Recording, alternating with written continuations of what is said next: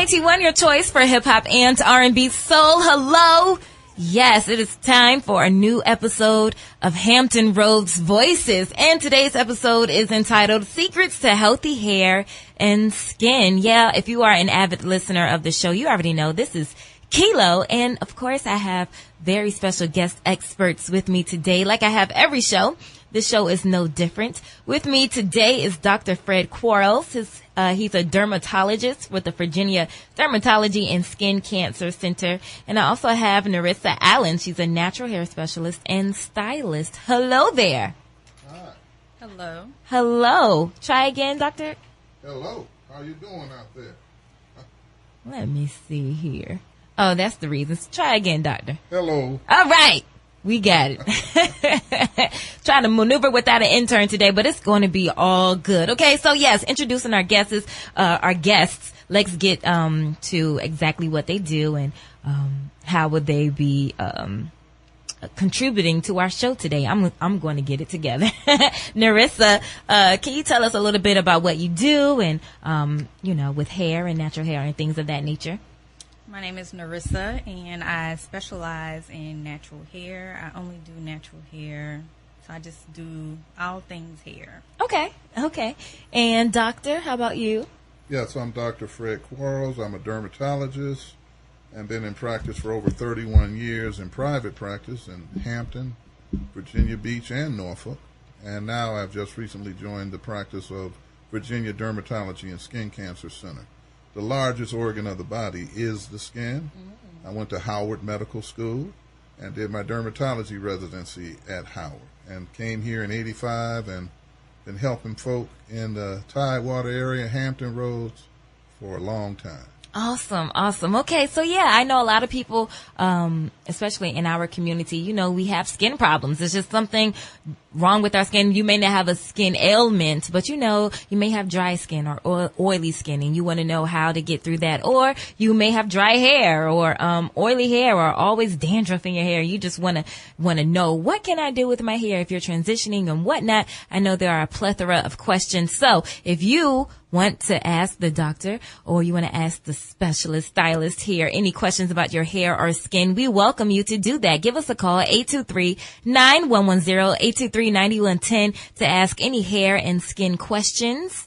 And they will be here to help you. Okay, we'll go ahead and kick off the show. Actually, Hampton Rose, I'm going to ask you, are you going natural? I want to know any ladies or any men, because sometimes men get little texturizers here and there. They might be going natural. So I want to know if you are going natural and what are some of your the common difficulties that you are having while you are transitioning. 823-9110, 823-9110, or on Twitter and Facebook, use the hashtag HRV. Okay, so I guess we'll get started with the skin, doctor. This is for you.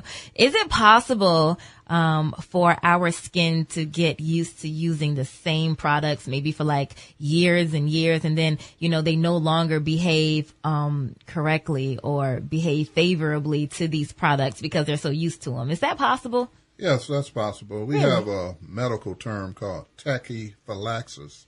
Like even some medicines we prescribe, steroid medicines for eczema.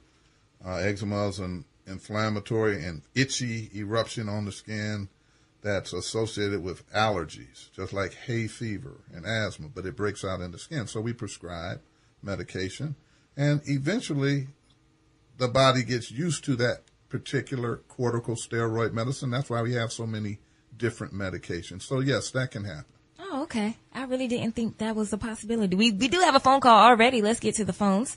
181, you're live on the air. Who am I speaking with? 181, you're live on the air. Who am I speaking with? Alrighty. 181, you're live on the air. Who am I speaking with? Hi, my name is Alexis Mason. Hi, Alexis. What's your question, comment, or concern? Hi, yes, I just wanted to ask the doctor I am actually natural, and I've been natural for about a year now.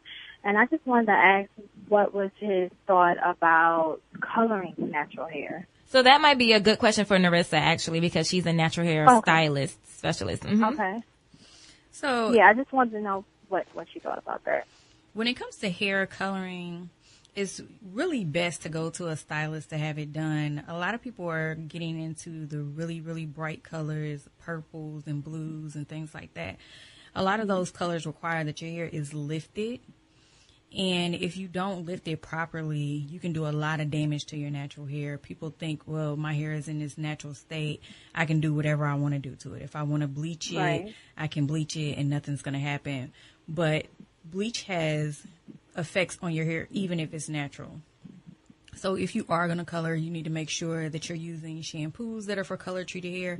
You need to make sure that you're continuously conditioning your hair, doing deep conditioning treatments, having a good moisturizer, and you also need to make sure you have a good leave-in conditioner. Okay. All right. Well, thank you very much, because I was actually trying. I'm not going to do it myself now, being that I got a professional opinion. I was actually going to dye my hair this weekend, but I think I probably will just leave that to the professional. Yes. I can add to the coloring, natural, the style. I don't have patients coming in with issues with the bright colors, but there is something in hair dye, like if you're going to dye your hair dark, it's paraphenylene diamine. It's something that a lot of people can be allergic to. And you can get it's just like getting a poison ivy reaction. So you should test your skin to the dye before you get your hair dyed when you're dealing with black, and from those patients who are, people who are going to get their hair dyed black, be careful. Test your skin with the test before you get your hair dyed. Okay. All right. Well, thank you very much to both of you. Thank you for calling. Thank you. So let's continue this hair conversation. So I know with one thing with natural hair, sometimes a lot of naturals, they use heat and then their curls don't return. So how can we tell the difference, first of all, between heat damaged and heat trained? Actually, is heat training a thing, or is that just heat damage? Heat damage is what it is. Okay. Heat training is something that people do if they want to wear their hair straight. They never want to wear it curly, but it's still damage. It's not really a way to revert the hair back once it's damaged besides cutting it. And a lot of people get discouraged because they go so long getting their hair just to grow. Right. And so they have a lot of natural hair and it's long, and they get it pressed out one time, and then after that one time, that's it. There's no more curls. The hair is limp. It's all damaged, and then they have to start over again. So I tell a lot of people that heat is definitely not always your friend. And everybody's hair reacts totally different to heat. You can have one person that gets their hair pressed once a month. As soon as the water hits it, it goes completely back. Right. But you'll have someone else who gets it done once after 4 or 5 years of being natural, and all of their hair will fall out. So it's really hard to tell. I don't straighten my clients' hair for that reason, especially if I've gotten it to grow out and it's nice and healthy and strong. Because you never know. And you never know. It doesn't matter what heat protectant you use. You just never know until you try it that one time. And then that one time might be too late. Right. So it's usually not worth it. Yeah. So if you have any hair or skin questions, please give us a call at 823-9110, 823-9110. Now, doctor, so acne. Acne is very common, especially in teenagers. But many adults suffer from acne as an adult. So what is the culprit, or what's the word I'm looking for? Why is there acne? Like, what causes it? That's what I'm trying to ask. Well, first and foremost, acne, it does not discriminate. Men, women, doesn't matter your ethnicity, you can have acne. And secondly, there is no cure for acne. But acne can upset your quality of life and your appearance. Now, acne usually starts around puberty, when the hormones start affecting the oil glands. And the oil glands in some patients or some people are more active than others. And what I will say to people with oily skin, in a way, it's a blessing. Because people with oily skin don't age as much. They don't wrinkle as much. Really? So as you get older, with oily skin, a lot of patients say, well, doc, what can you do about all this oil? Really, we can't do anything about the oil. The oil glands are the glands. Now, when the hormones affect the oil glands, stress, diet really has little or nothing to do with acne. But when those oil glands, like humidity, makes the oil glands more active, just like you perspire more, your oil glands are oilier, and you produce more oil. But when the skin cells don't shed the way they should from the surface of the skin, and if you're using products that are occluding your skin, makeups that are too heavy, the key word for makeup that you should choose. Now, right now, they're coming out with darker colors. Back in 30 years ago when I finished, they only had light colors. Right. But now you can get, what the key word is, non-comedogenic. Comedone is a whitehead or a blackhead. When the skin cells block the pores, the oils can't make it to the surface, and these bumps occur. And inflammation or redness occurs. Now, in skin of color, any kind of injury, whether it's a mosquito bite, an acne bump, a burn, getting something out of the oven, or a curling iron burn, it's going to lead to a dark spot most of the time. And that is the culprit as well. So we can get the acne under control, but then we have the dark spots. And that's the number one asked question. Doc, what are we going to do about these dark spots? And we'll get to that because, yes, a lot of us suffer from dark spots, including myself, and they are very, very annoying. We do have some phone calls. Hi, 91, you are live on the air. Who am I speaking with? Yes, my name is Maya, and my question is for Nerissa. First off, I would like to give her props. I follow her work, and she is definitely one of the best out here doing what she does in natural hair. And I just wanted to know when is the best time to start natural or locks? How often should you get them done? And in her opinion, what is the best way to start them? Thank you. So she said, what is, oh, she hung up. All right. You can hold it. What? She was saying, what is the best way to start locks? How long you should keep them, I think she said. Could you call back again, please? We are trying to do too much over here. We have some technical difficulties, and Nerissa could not hear you. Okay, so what we'll do is we'll take a break, and she'll give us back a call, and then we will go from there. We are talking about healthy hair and skin right here on Hampton Roads Voices on Hot 91. Hot 91, your choice for hip-hop and R&B soul inside of Hampton Roads Voices. I think we got it together now. Yes, we do. And we are taking calls, 823-9110. If you have any questions about hair and skin, we are here to help. And by we, I mean my special guest experts. I have Nerissa Allen, natural hair specialist and stylist. And I also have Dr. Fred Quarles here, dermatologist from the Virginia Dermatology and Skin Cancer Center. All right, so let's hop right back into these phone lines. Hi, 91, you're live on the air. Who am I speaking with?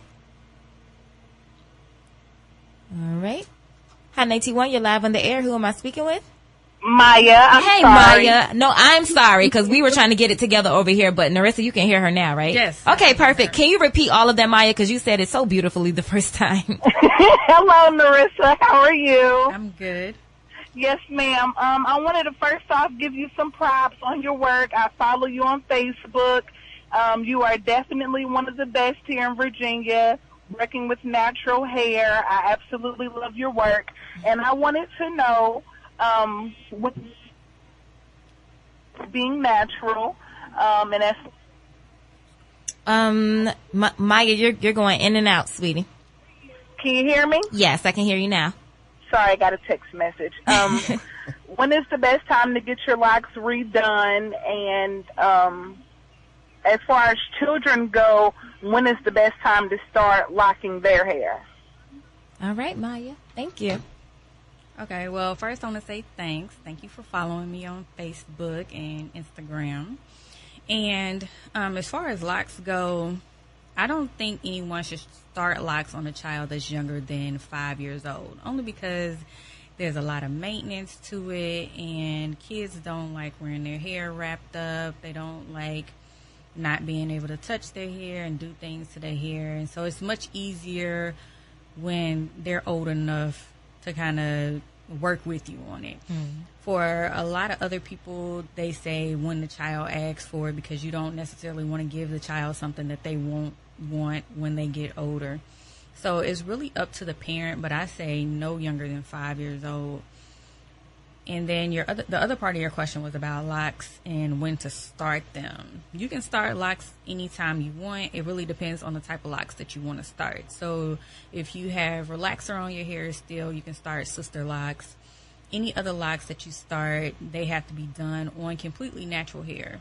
So that means no relaxer at all. You can start locks from coils, 2 strands with braids, or interlocking from the top to the bottom. There's any kind of way that you want to start locks, you can. You can start freeform locks just by not really doing too much to your hair and leaving it in a coarse or kinky state. So it really depends on your texture. It depends on what look you are going for ultimately, because the way that you want them to look 5 or 6 years down the line will depend a lot on how you start them. So you want to make sure that you get with a stylist who has done plenty of locks, knows a lot about locks, and can get you to the image that you're looking for further down the line. When it comes to maintenance, you definitely don't want to be going to get maintenance every 2 weeks. I know that that's a big thing right now. People want this fresh look all the time, but that fresh look every 2 weeks will cause hair loss further down the road. So I put my clients on a 6 to 8 week schedule, and there's still a lot that you can do really depending on the type of maintenance that you get. So just like there's different choices in how to start your locks, there's also different choices on how to maintenance those locks. All right. Nicely said. I hope that helped, Maya. We do have another call. Hi, 91, you're live in the air. Who am I speaking with? You're speaking with Joy. Hi, Joy. What's your question? Hey. What's your question, comment, or concern? I have a question for Dr. Quarles. Perfect. What soap do you recommend on the market is the best soap to use for your skin? Because I heard Dove, but Dove is like a moisturizer. Thank you for the question. Moisturizing soaps are usually the best. If you have oily skin, you don't really need a moisturizing soap. But Dove, Oil Valet, there's also Cetaphil and CeraVe, CeraVe, C-E-R-A-V-E. Those are some branded products that are very good. And in terms of the research that's been done in terms of the skin and the barrier that the skin is. So we need a certain amount of moisture, but everybody doesn't have the same type of skin. So some people are drier than others. And so moisturization is important, especially during the winter months. Now, here in Tidewater, Virginia, the humidity is 80, 90%. You have some natural moisturizing going on when you perspire. So you don't have to moisturize as much in the summer because it might even be more uncomfortable to put moisturizer on, and it's occlusive. Right. And make you feel more uncomfortable. So Dove soap, CeraVe, and they have a line of products. Aveeno is also another very good cleanser, which also has moisturizers. All right. So let's continue on the skin. It is the summertime. We are, going to the beach and we're going to the pool and things of that nature. And black people do not put sunscreen on. I'm just going to put it out there. African American people, some of them, the vast majority of them, just don't think we have to put any on. Do black people really need sunscreen, doctor? Yeah, well, when we say black people, we are a diverse group. This is true. Different skin types. So we have skin type 1 to 6. People with skin type 1, Caucasians, very fair skin, always burn, never tan. Skin type 6, the majority of us who are black, African American, are skin type 6.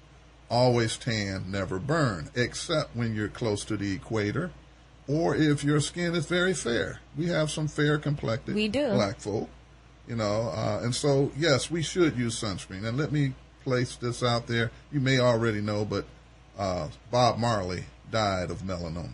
Oh, okay. So what is melanoma? Skin cancer. Okay. And the skin cancer that we tend to get, melanoma is the worst one. It starts from pigment cells. You would think that people with skin of color would have more melanoma, but really we have less, but we do get it worse on the foot, underneath the fingernail, on the mucous membranes of the mouth. Bob Marley had it on his toenail, didn't want to get it removed because he loved to play soccer. He went for a second opinion, and instead of getting his toe removed, which who knows, he may be living today, he decided not to do that, and the melanoma went to his lymph nodes, like breast cancer or colon cancer. When you have cancer that spreads out, when the horse leaves the barn, you're in trouble. So yes, we should use sunscreen and get our skin examined for skin cancer. That was a fun fact of the day because I did not know he died from that. So if you have any questions about skin or hair, we do have special guest experts here, as you can hear. Give us a call, 823-9110, 823-9110 to get your questions about hair and skin out. So we should have probably started with this question, but it's okay. Nerissa, this one is for you. What exactly, and you and the doctor were talking off of the air, but what exactly is natural hair? What is natural hair? Some people, I know it kind of took our community by storm, and we're returning to our roots. But, some people are still getting relaxed and they don't really know too much about natural hair. So let's start from the basics. What is it? To me, I would say that natural hair is any hair that's not chemically treated. Now, that gets kind of tricky. Right. Because there are a lot of people who say, well, if you've ever put any type of color in your hair, whether you have an afro or locks, then you're not natural. That's taking it a little to the extreme. Because if I have locks in my hair, you can't tell me that it's not natural. So at the basic end of it, it's hair that does not have any chemicals in it. Hair that does not have any chemicals in it. Okay. Alrighty. Sounds good to me. We do have a phone call. Let's get to it. Hi, T1. You're live on the air. Who am I speaking with? Oh, well, they hung up. No worries. Yes, we want to continue to get those calls in, 823-9110, 823-9110. So, to you, Nerissa, even with, let's just say color or what have you, even though it may have chemically altered a curl pattern, you would still say that that's natural hair? Because, sometimes if you take it up, like a blonde or something like that, it kind of loosens up the curl pattern just a little bit. It loosens it up, but it's not straight. Okay. Right. Well, it can be. Right. If there's extreme damage. But for the most part, even if you have locks, and you go platinum blonde with your locks, your hair is still natural. It didn't just not become natural because it's blonde now. Okay. I would agree. All right. So, for those who are interested in going natural, but they can't really make up their mind on if they want to go with the big chop or if they want to go with just growing it out. What would you suggest that they do, or how can they differentiate between the two to help make a decision? It's really going to be what you can handle. I don't recommend that anybody just decide one day on a whim, I'm going to do the big chop. It's definitely an emotional process when you go from even just shoulder length hair to no hair at all. Unless you're really ready and prepared for that, you can have a lot of emotional issues afterwards, as far as not feeling attractive, not feeling feminine, not really knowing what to do, even with it being short, not knowing how to style it or what products to use, or just a number of things, and then being afraid that it's not going to grow, and how long is it going to take it to grow, and what is it going to look like when it starts to grow. So I would definitely say, if you want to do the big chop, think about it first. Make sure that you're ready for it. Make sure that the person that cuts your hair off is going to be sensitive to how you feel afterwards. I've had people say, I want to do the big chop, cut it off, and they start crying because they're not ready to see themselves like that. That's stripping away a lot. Yeah. Just cut it. Hair means a lot to some people, yeah. Right. Transitioning, that one definitely depends on what you can handle, because you're working with two different textures. I definitely tell my clients who are going to transition, they might say, oh, well, I'll transition for 2 years. Never really make it to the 2 years because it's a struggle to try to keep the natural hair moisturized and protected while you have the relaxed hair that is just breaking off and falling out, you know. So I do a lot of trims and try to come up with styles where they can mask it and you can't really tell that they are transitioning. But a lot of one of the biggest issues that my clients run into is they start looking at natural hairstyles and they start saying, oh, I want this style and I want that style. But their hair is still 2 different textures, so they can't get those styles. And then the other issue is like your relaxed hair is heavier than your natural hair. So when you're transitioning, you might pull your hair back in a ponytail and you see all these pretty waves and, you know, your hair looks really wavy and you think, well, if I cut this relaxer off, I'm going to have this whole Tracy Ellis Ross thing going on. Exactly. And then they cut it, and now your true curl has come out that may be really tight, and they don't have that waviness, and their shrinkage may be more than what they thought it was going to be. So I always tell people, you know, try to find a length that's going to be comfortable with you, right, and then cut it off. Right. Yeah, and don't have your sights set on somebody else's hair, because that might not be your hair. Okay, let's get to the phone lines really quick. Let's see. Hi, 91, you're live in the air. Who am I speaking with? Yeah, you speaking with Terry. Hi, Terry. How you doing? I had a question about if a young lady's hair has broken off to the point where it doesn't grow back. How is that treatable, or do I need to send her to a dermatologist? There are certain types of alopecia, and alopecia means hair loss. And we have in the African American community, mainly among females, I see a lot of women with what we call traction alopecia, that hair loss around the edges of the scalp from pulling the hair too tightly or maybe braiding the hair too tightly, and maybe there's been some infection that occurred, just doing too much, and it gets down to a shiny, bald area. When it gets down to a shiny, bald area gradually to that point, that's what we call traction alopecia, and it can also occur on the central part of the scalp where it gets pretty worn down and bald.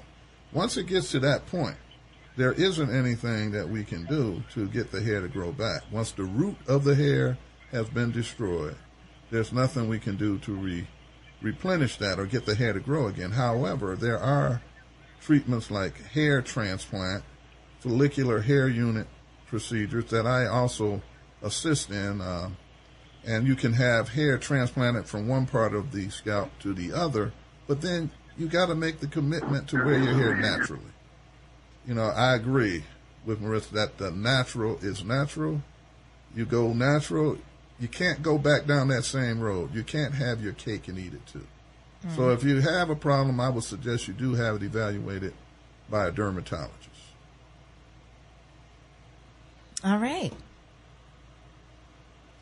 Sounds good. So when we return, hey, listen, callers, usually we screen calls and I have my intern in here, but he's not here. So if the phone is ringing and ringing and ringing, please continue to stay on the line. I'm going to get to you. I promise. Just have a little patience with me, okay? When we return, we're going to get into sensitive skin, and also discoloration. So if you have any of those, then you might want to stick around, okay? This is Hampton Roads Voices, Secrets to Healthy Hair and Skin, right here on Hot 91.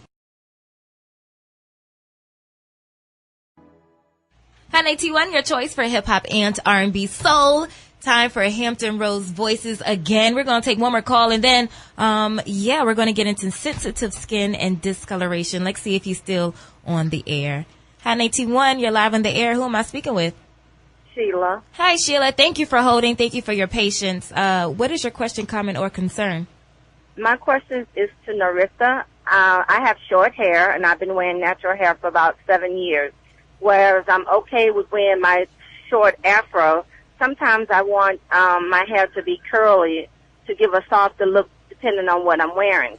I've bought many products that doesn't curl and often leaves my hair like with a dull look, and I was trying to find out what does she recommend as a good product to make your hair curl? So you're saying that your hair is short. Do you have like a lot of shrinkage? Say that again now. Do you have a lot of shrinkage? No, I just keep it short. Well, a lot of times these products are meant for certain hair types. So something that says it's going to elongate, if you don't have the hair texture for that product, then it's not going to work for you. Unfortunately, product selection is really hard because the product may say, well, if you have, I'll just say 4A hair, then it'll work for you. But that's not realistic because every person has at least 3 textures on their I head. do. Right. Mm-hmm. So trying to find a product that's going, 3 different products that are going to work for each section of your hair would almost be impossible. So what a lot of my clients do is they start using hair pieces for different looks. I don't necessarily like wigs because with the heat here, it becomes a lot. So there are different things that you can do as far as adding hair to your hair so you can have different looks that are still natural and won't give you that straight look. Okay. Right. Okay, thanks. All right. Yes. We want to keep those questions going. 823-9110, 823-9110. If you have any hair and skin questions, the phone is going to continue ringing until I get to you. So if you could just be patient for me and stay on the line, that would be great. We do have special guest experts here. You just heard the voice of Nerissa Allen. She's a natural hair specialist and stylist. And we also have Dr. Fred Quarles here, the dermatologist with the Virginia Dermatology and Skin Cancer Center. All right, doctor, sensitive skin. A lot of people have it. I think I have sensitive skin, but I'm not really quite sure. So first of all, that is a good question. How can I know if my skin is sensitive, in a way, or is it just a product that is aggravating it? Well, it's a little of both or a lot of both. Sensitive, if it burns when you put it on, then your skin may be sensitive or the product may just be too strong. And there are some products that are just too strong. So sensitivity has to do with irritation. And where there's irritation on skin of color, like skin type 6, people of African descent, then it's going to lead to dark spots. And that's going to be it's more difficult to get rid of dark spots. So if it burns, don't use it. So we don't have a test for sensitivity, but you can test yourself. If it burns, you should not be using it. So let's just say a whole lot of products that I'm using and it is the same type of reaction, it's burning, then I could probably say, yeah, I got sensitive skin. Yes, you could. Okay, so how can we really handle sensitive skin? Is there like a short tail way of how we should go about using products and using soaps and things of that nature with sensitive skin? Well, you may need to have your sensitive skin evaluated to find out whether you have eczema or some other problem that causes you to have sensitive skin. So people with eczema, their skin is sensitive, and you may need to get some medication for that burning when it's flaring. So we use corticosteroid cream that we prescribe to calm the skin down. The other one is something called seborrheic dermatitis, mainly on the face and the eyebrows, around the nose, and on the scalp. It's referred to as dandruff. Babies get it as cradle cap, and then it goes away. But as we get older, some people have scaly condition on the scalp. And on the face, in those areas where seborrheic dermatitis is flaring, your skin is more sensitive, we can prescribe some medicine to calm it down, and then you can move forward from there. But you need to get the right diagnosis. Right, yeah, we have to know what it is, all right? So we're going to do this really quick because we have to do this legally. Hold on for a second. Norfolk State University Broadcasting. WNSB, Norfolk, Chesapeake, 91.1 FM, and HD1. Virginia's only full-time urban public radio station. Hot 91. The views and opinions expressed on this program are not those of Norfolk State University or WNSB FM.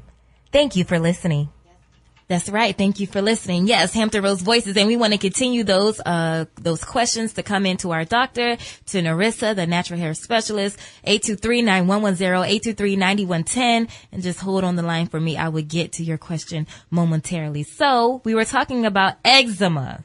Now, I have eczema, and I know a lot of people of color that has eczema, and people of non-color that have eczema too. It's actually pretty common. So what exactly is eczema? Like, can we describe what that is, doctor? What is it? Eczema is an inherited problem that affects about 3% of the population worldwide. It doesn't discriminate, and it can start in childhood, or you can wait till you're elderly before your eczema flares. Eczema is associated with other allergies like asthma. So when people have asthma, they can't breathe because they're allergic to things. Or hay fever. You have watery eyes and you sneeze.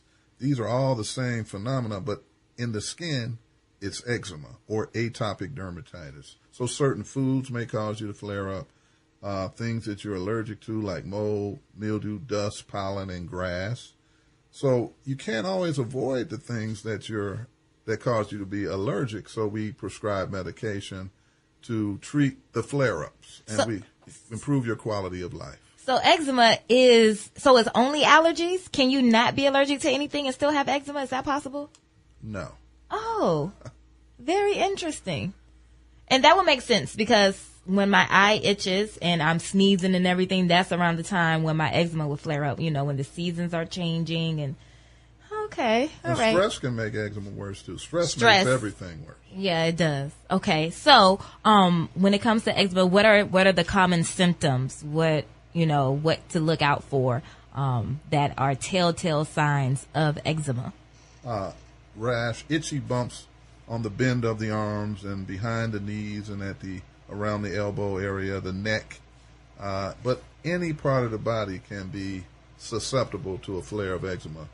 And so I would also recommend, quite a few patients are told, or people are told to use, you should moisturize the skin. Dry skin is what we call the soil for eczema.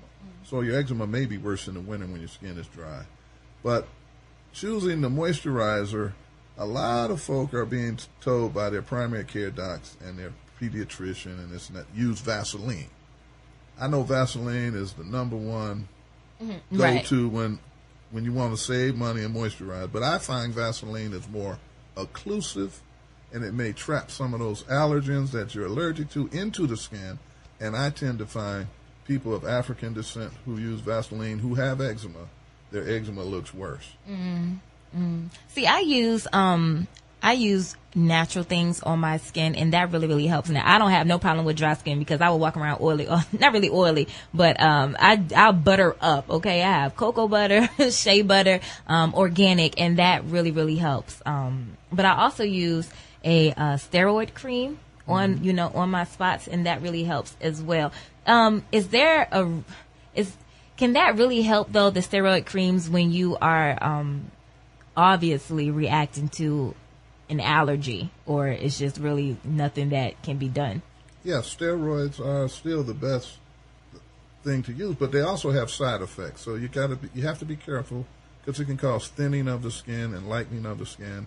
And sometimes we use steroids systemically. When you have a really bad flare-up, I may give you some prednisone to take for a short period, because it's like using a bazooka to treat a problem. Gotcha. You don't want the collateral damage can be a problem if you don't monitor things. So be careful. But yes, steroids are very useful in the management of eczema.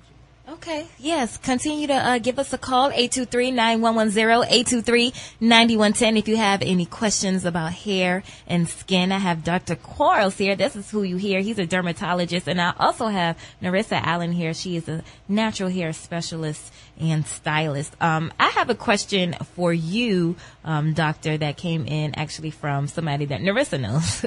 It says, for women suffering with PCOS and is struggling with facial hair, what is your best suggestion to tame it or get rid of it, as far as not wanting a full bearded face? Good question, and thank you for sharing.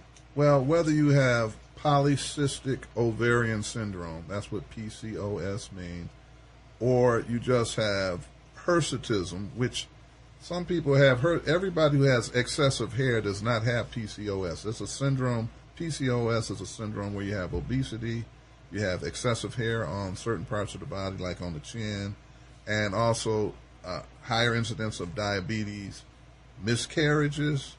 Those are some of the things that are, and polycystic ovaries. However, the hair issue is hirsutism. It occurs. It can be familial. And the only way to permanently get rid of the hair is electrolysis. And that's done by electrologists. There are some listed in the phone book. But there's a lady that I tend to refer patients to that I trust a lot because I've been sending patients to her for years. And it's a needle that's used to go down to the root of the hair to destroy the hair. Now, there are other ways to remove hair, like laser hair removal. But you got to be real careful with lasers and skin of color, number one, because it can destroy or damage pigment cells called melanocytes, those cells that produce pigment. Any injury in the skin by heat, thermal energy, laser energy can cause the pigment cells to get too aggressive and make too many dark spots. And then the hair is not removed permanently with laser. It's temporary. Okay. All righty. We do have some phone calls. We'll get to that. Hi, 91, you're live on the air. Who am I speaking with? Nicole. Hi, Nicole. What's your question, comment, or concern? Okay, my comment is, my concern question was, me being a person like allergic to a lot, I just found out that I'm allergic to a lot of chemical things and what they want, and I'm allergic to needles. Should I still get tested for what I'm supposed to be allergic to? Like I can't use like certain dishwasher liquids or any like lavenders, soap powder, stuff like that. Well, you said you're allergic to needles. That's interesting. I mean, you mean they hurt? Because I don't know too many people are allergic to needles. They don't like needles. But the person because I broke out in rashes and everything. It was probably something in the needle then if you had an allergy. But you go to an allergist, not the dermatologist, to find out what you're allergic to, and they can do allergy testing. And they can test you to a lot of things. Okay. Then I also have, like, on my face, it's like I get the light and dark parts of my face. It's like my certain part of my face, it gets like, it's dark, and then the certain part is like little patches of light, and then it's like dark, light, dark, light. Yeah, you may have the seborrheic dermatitis that I had mentioned before, or you may have another form of eczema called pityriasis alba. We have all these Latin names, and it really is the eczema that affects the skin, and then once the tide comes in, like the eczema flares, and then the tide goes out, there's some light spots left behind. And there's medicines that we can prescribe that are non-steroidal that can help pityriasis alba and help light spots. Okay. Thank you. Thank you. Let's keep the conversation going. We do have a lot of calls. And if the phone is ringing, please continue to stay on hold. I will get to you, all right? Hi, 81, you're live on the air. Could you turn your radio down for me, please? Yes. Hey. Yes. How you doing? I am fine. What's your question, comment, or concern, and what's your name? My name is Monet. Okay. Hey, Monet. And Dr. Quarles, it was actually my dermatologist at one time, and I've been looking for him for probably about 5 years since he left Hampton with Dr. Treeherne that office, and I'm like, I was so ecstatic. I'm like, Mama, that was my doctor. That was my dermatologist. And he treated me for eczema, contact dermatitis, I guess that was what was called. And he treated me for that. And I'm looking for him so I can get treated again because it reoccurs. And with the work I do, my hands are constantly in water. I'm washing them all the time. I'm in different oils, massage creams, and different stuff like that. So I haven't found anything that really helps. Okay, well, thank you. I have never left town. I've always been around. I left the office on Executive Drive several years ago, and I have been in Hampton, but most recently I've closed my private practice of 31 years, so I'm no longer in Hampton as of 3 months ago. But I was there all these years, along with in Virginia Beach. But now I'm in Harborview. If you're in Hampton, you can get over to the Harborview office of Virginia Dermatology and Skin Cancer Center. I'm in that office on Tuesdays. I'm in the Norfolk office on Lowry Road on Monday, Wednesdays, and Thursdays. So I'm going to put that on our Facebook page. I don't know if you have a pen and you're trying to, struggle and get that, but I was. I know. I'm going to put that on our Facebook page. If you just look up Hot 91 and now put his contact information, the website of the practice that he's at, and you can get in contact with him. Okay. Thank you. No worries. All right. Thank you for listening. You. And I like your show. It's really informative. Thank you so much. I tuned in probably about a month ago, and I pick it up periodically. Keep up the good work. We need to be in tune on what's going on, and especially African American, which I should say Black community. Keep up the good work. Thank you so much. Have a good weekend. You too. Bye-bye. Thanks. I'm glad to hear Dr. Quarles. Right. I'm happy to hear you too. Bye-bye. Bye-bye. Bye-bye. So we are going to take a quick break, but when we return, ladies are at our edges. Okay, yes, that is a big thing in our community, especially natural hair, but not even just natural hair, relaxed hair as well. They want to know, how can we protect our edges? Our edges is gone. I know mine is going a little bit. I have a head full of hair and then, these little flimsy edges. So we're going to get through some of the things that we see on the internet that can help us, and if it's true, if it's not. And also, coming up, we're going to be talking about a skincare regimen, what to do with your face every day, what to do with your body, your skin every day when you get out the shower. All of that is coming up in a bit. If you are calling, please continue to keep the phones ringing. I will be answering the phone calls as soon as we get back. 823-9110 for all your hair and skin questions. 823-9110. You are listening to Hot 91, and this is Hampton Roads Voices. Hot 91, your choice for hip hop and R&B soul. You are inside of Hampton Roads Voices. Yeah, and today we are talking about healthy hair and skin. That is today's episode, secrets to healthy hair and skin. And I have special guest experts to help us do just that, unlock those secrets. I have Nerissa Allen here. She's a natural hair specialist and stylist, and also have Dr. Fred Quarles, dermatologist. Now, he had his own practice for many, many years, and now he is with the Virginia Dermatology and Skin Cancer Center. And we have you, Hampton Roads. We want to hear from you. Give us a call, 823-9110, 823-9110. If you have any hair and skin questions, if you're going natural or if you're relaxed and have a question about your hair, or if you have eczema, if you have acne, oily skin, anything having to do with hair and skin, we are tackling today. All right, 823-9110, or on Twitter and Facebook, use the hashtag HRV. Now, edges. Nerissa, that is one thing that is always being talked about in the natural hair community. First of all, how can we prevent from edge breakage, our hair breaking around our edges? The easiest way to stop breakage on the edges is not wearing styles that are too tight. A big misconception for a lot of people is to get their hair done while it's wet. I know a lot of people want to get braids when their hair is wet and they can pull every little piece and grip it, but your hair shrinks when it dries. So if you braid it tight while it's wet, when it dries, it'll get tighter. So you want to make sure that your hair is dry, and depending on the style, you can blow it out to make sure that you get rid of the shrinkage before you start the style.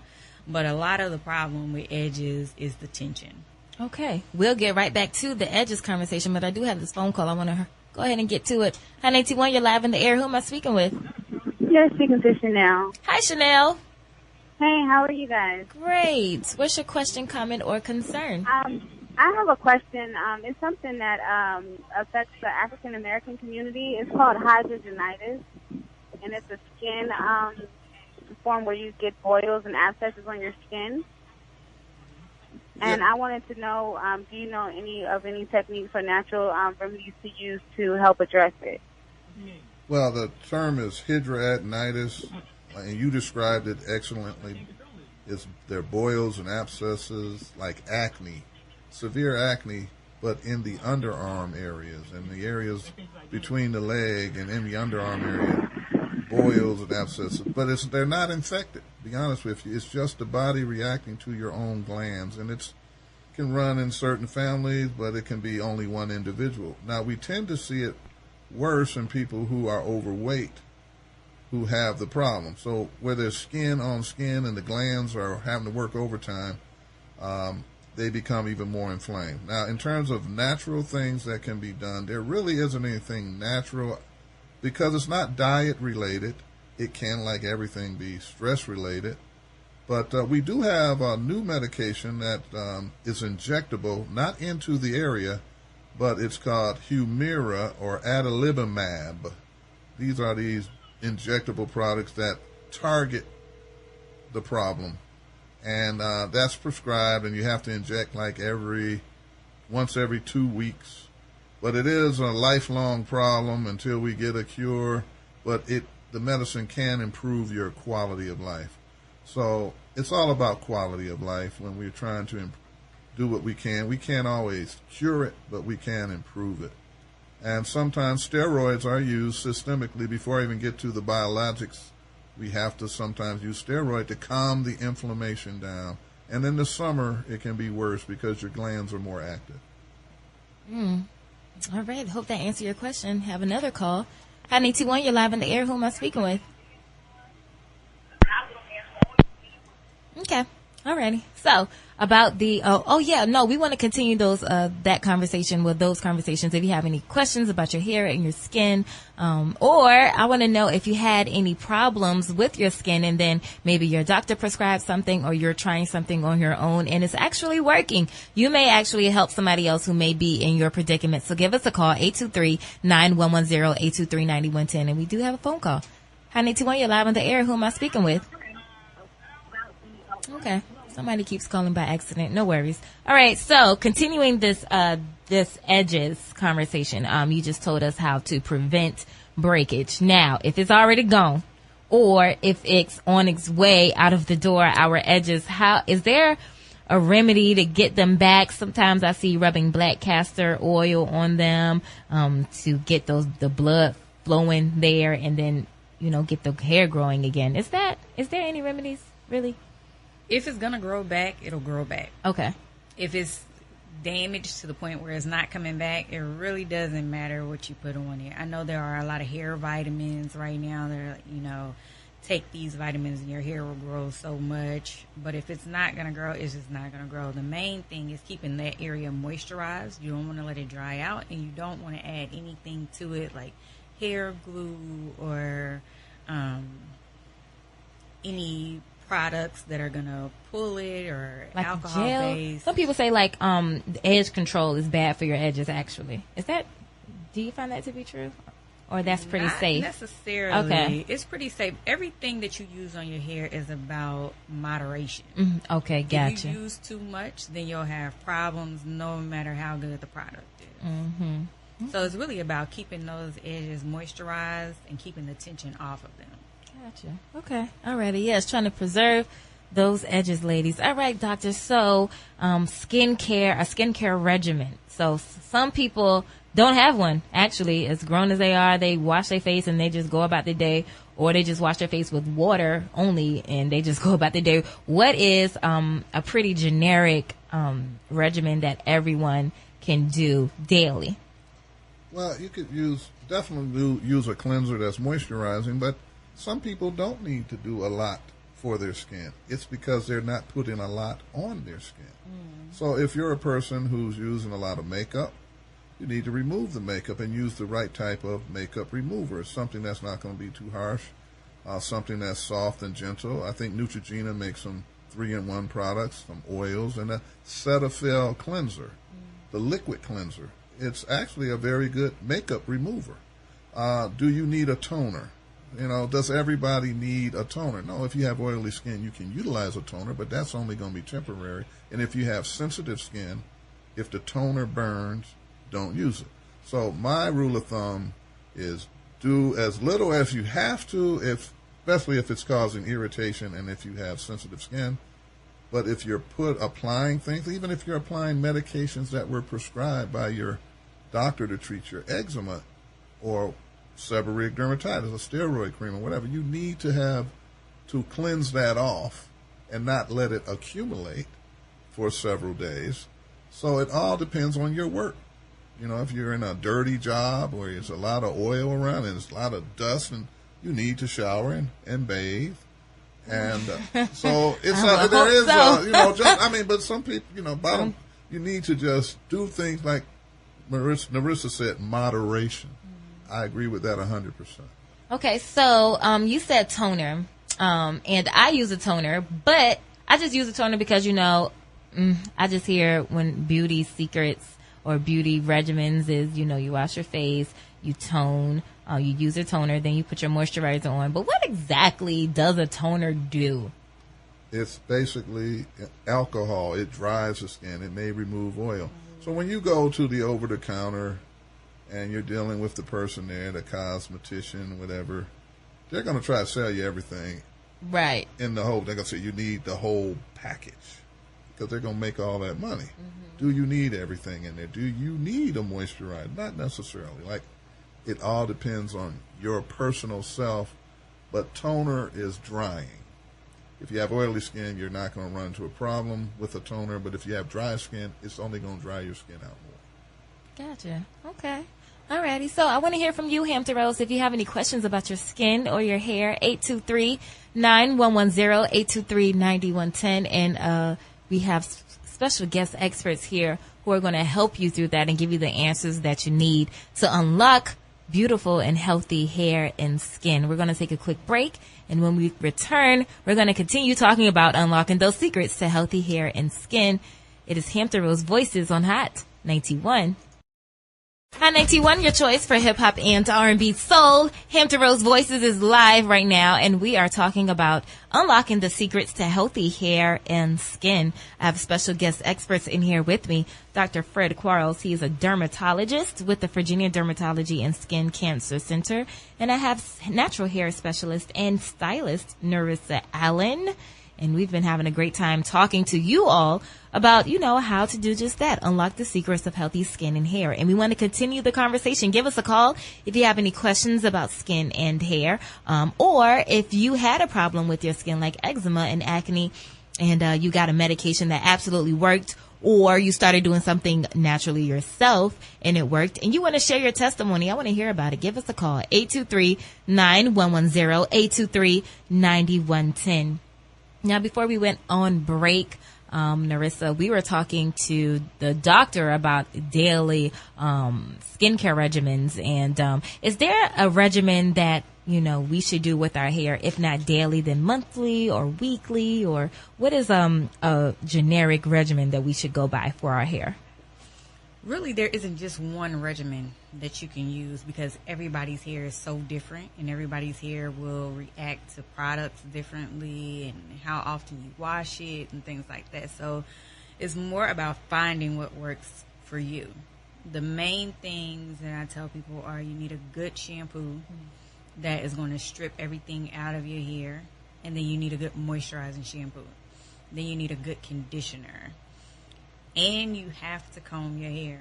That's a big thing in the natural community right now, is not wanting to comb your hair or not wanting to detangle, or only using a really big wide tooth comb to detangle, and you're not really getting the tangles out. So you want to make sure that you're shampooing, not co-washing, shampooing to get everything out of your hair, shampooing to add the moisture back, and then following it up with a conditioner that's going to seal.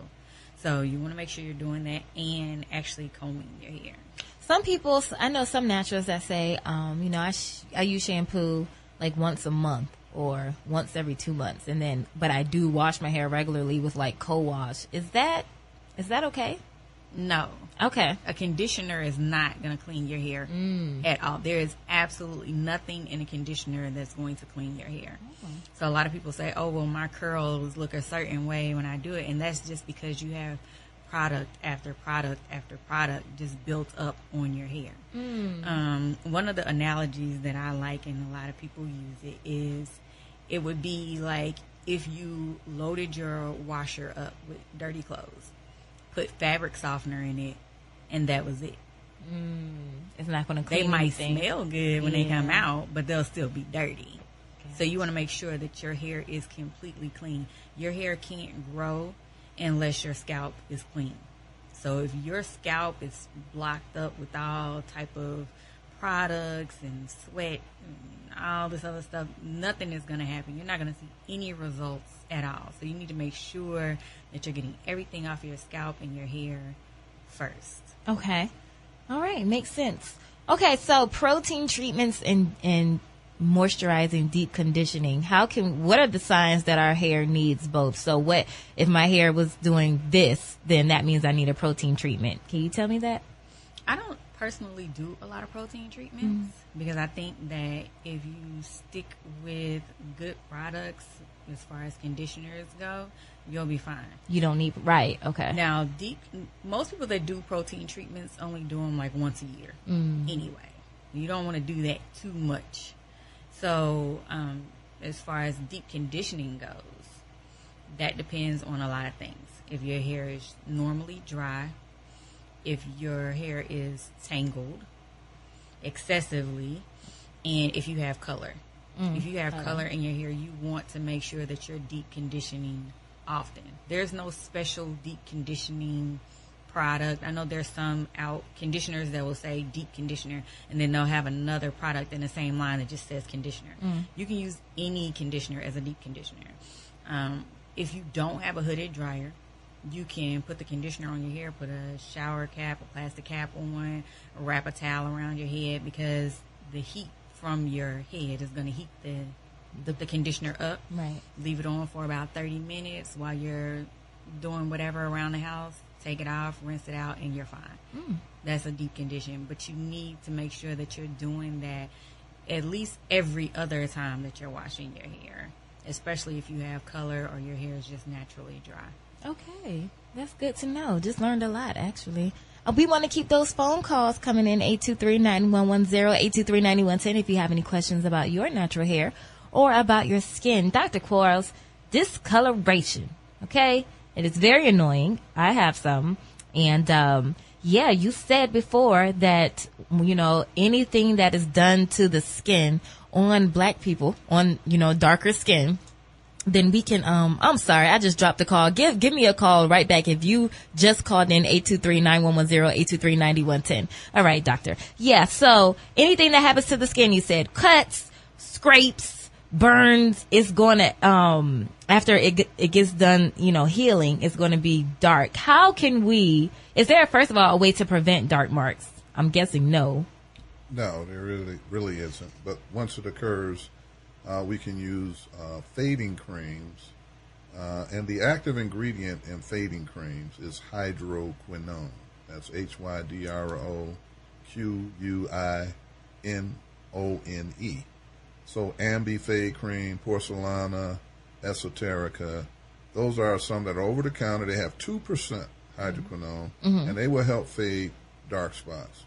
Now, we can prescribe higher strength at 4%, and I go as high as 6%, where it can be compounded at a compounding pharmacy to help it along. But insurance companies will not pay for fading creams. They consider it cosmetic. So, but you can get the over-the-counter fading creams at 2% for like $5 to $10. And it's not going to happen overnight. It's going to take several months to fade most dark spots. So we can do something about those dark spots by using hydroquinone. The other thing that we can do are chemical peels, light chemical peels. I was doing that in my practice. I had a lady trained, but now I'm into the other practice, Virginia Dermatology and Skin Cancer. They have a spa up on the second floor of their building on Lowry Road in Norfolk, and they have excellent skincare specialists, estheticians. And so you can have some chemical peels, but you got to be careful with skin of color. You can't get it, if it's too harsh, you can do a lot on Caucasian skin that's very, very light, and you won't cause much of a problem. But in our skin, you have to be careful. So you need someone that knows what they're doing. So the spa there is called Alchemy, and they even have some products up there. Even sell some fading cream up there as well. But over the counter, the 2% hydroquinone, Ambi is probably the easiest to obtain. This is not a commercial. I get no kickbacks or anything from this, but it works well. And you won't look like Michael Jackson. Michael Jackson had vitiligo. He had a different kind of problem. And so don't worry, you're not going to bleach yourself out. and it's tough to fade dark spots, though. Yeah, it is. So you have seen, with the products that you just suggested, you've seen success in those products. Yes. On other people. If you're patient, you got to be patient. Not every dark spot is going to be faded, though. And dark spots that are going to fade will fade on their own eventually. But you got to deal with the insult. You got to be proactive, and I don't like to use the term because there is a product out there, and that's an overpriced benzoyl peroxide, if you ask me. But you have to be proactive about your skin and about your health. And that's what everybody needs to do in terms of lifestyle changes. You know, that's the only way you're going to have longevity is to do the right thing in the first place. So exfoliation, I do that maybe like twice a week because my skin is pretty oily. But would you would you think that exfoliation is beneficial? And if so, how? How is it beneficial? Well, I'm not a proponent of exfoliation. Okay. Our skin exfoliates anyway. If you cleanse your face, I'm not into scrubs because I think they can be too harsh and irritate your skin and cause things to be worse. So be careful about abrasive type products, or what they call scrubs, that have the little peach seed or apricot scrub. Yeah, be careful sugar. with that. Just gently wash your face. You don't have to use, in the old days, they say I got to use a wash rag. I got to wash, scrub. No, be careful. Just gently wash and remove whatever you put on the skin that wasn't natural to be there. Then cleanse it off gently. Gotcha. Okay. Alrighty. Yeah, because I use like a sugar scrub, doctor. I'm going to be completely honest with you and just be scrubbing my life away. I think that's good on your hands and feet to really soften it. But you got the face, certain areas of the body are a little more sensitive. Tender. Yeah. Makes sense. Okay. Alrighty. Now, doctor, you said something about antioxidants when we got off of the air. Can you speak a little bit about that? Elaborate about antioxidants? Well, the old saying, an ounce of prevention is worth a pound of cure. So if the sun is beating down on us, and also we have a lot of free radicals, the ozone is in all kind of shape. We have all this pollution, and it affects the skin. So these are called oxidants that can cause you to age more quickly or look more wrinkled. So you can use antioxidants. There are products that have vitamin C and coenzyme Q. Those are things you can rub on to prevent. So to try to help prevent the aging process. So once you get to the point where you're already a little bit aged and you're having some wrinkles and dark spots, but mainly age, dark spots not a sign of aging except for one called melasma where women get patchy areas. Well, you can go ahead and have the chemical peels and microdermabrasion type procedures, but you want someone who's going to use some TLC, tender loving care, not be too aggressive. Rome wasn't built in a day. Take it one step at a time. But antioxidants are over-the-counter things you can apply. And then also sunscreen. We asked that question early on, do black folk need to use sunscreen? It can be helpful. It depends on your type of skin. But, yes, that's also a preventative measure. So antioxidants. Okay. Alrighty. So, Nerissa, if there is one thing that everybody needs for their hair, if it's just that one thing, I know it's many things that we need, but if you had to think of that one thing that everybody needs, what would you say that is? Detangler. That's good. Everybody needs one, whether your hair is wavy or really tight. If you do your own hair, you need a detangler. If you don't have nothing else, you gotta have a detangler. Can we use conditioner as a detangler? Like when you just let the conditioner sit on your hair and then you use that to kind of like get through your curls? Well, I mean like a detangling brush. Okay. You need something Gotcha. to actually get through those knots and tangles and get everything out. Gotcha. Okay. Alrighty. We do have a phone call. Hi, 91, you're live in the air. All right. And they just dropped the phone call. No worries. No worries at all. Now, doctor, you said that you are a part of a National Medical Association. Can you expound on that? What is that? The National Medical Association is an association of African American physicians that has been in existence since 1895. They say when you're an expert, you have to tell the truth and expose the lie. And so healthcare is the big issue that's going on, Affordable Care Act. But the National Medical Association has been around because we were not allowed back in the 1895 to be a part of the AMA, the American Medical Association. So we have been out, we teach each other, and we try to end the disparities, identify disparities, and end disparities in healthcare. And what's good for the black community is good for the whole America. I agree. Somebody else, they're calling again. Let's see. 181, you're live on the air. Who am I speaking to? Trina. Hi, Trina. What's your question, comment, or concern? I have a question for the doctor. Okay. I have really oily skin, and I have never used anything with the exception of alcohol and Ambi. But I want now to use something to kind of not have me so shiny during the day. So I heard him mention about toners. So I wanted to know if there's a toner that he could recommend, or do I need to go like to the MAC Center and get someone to give me a recommendation for a toner? Well, the thing about oil, just like perspiration or sweat, we all perspire. We wish we didn't have as much perspiration as we have. And on a 100-degree day, our clothes are wet. And we would love to stay dry, but we just can't. Oil is the same way. Oil is constantly being produced. So you can use blotting paper. Like, say you have makeup on, and there's certain blotting papers you can get at certain, I think Clear by Design may have some, Clean and Clear, and you just use these little blotting paper. You can see the amount of oil that comes off on the paper, but that's just identifying that you have oily skin. But the beauty of oily skin, if you want to agree with me, is that you look younger longer. But nobody wants to be shiny. I mean, this thing about shiny, other folk don't want to have dry skin, but we really can't do much about the oil. So just cleanse your face gently and use the blotting paper.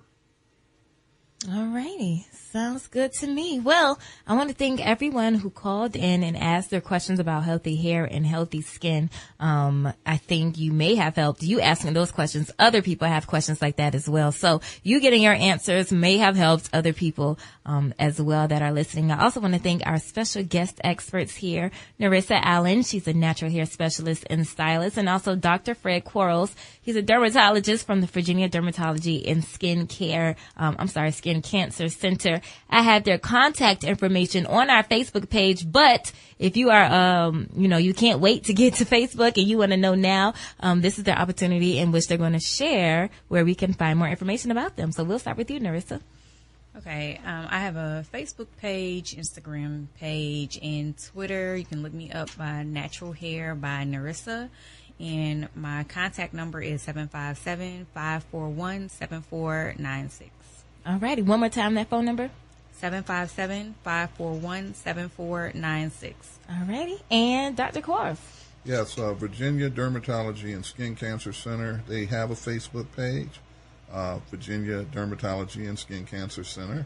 The phone number for the office in Norfolk, and you can also get connected with the other offices through this main number, is 455-5009.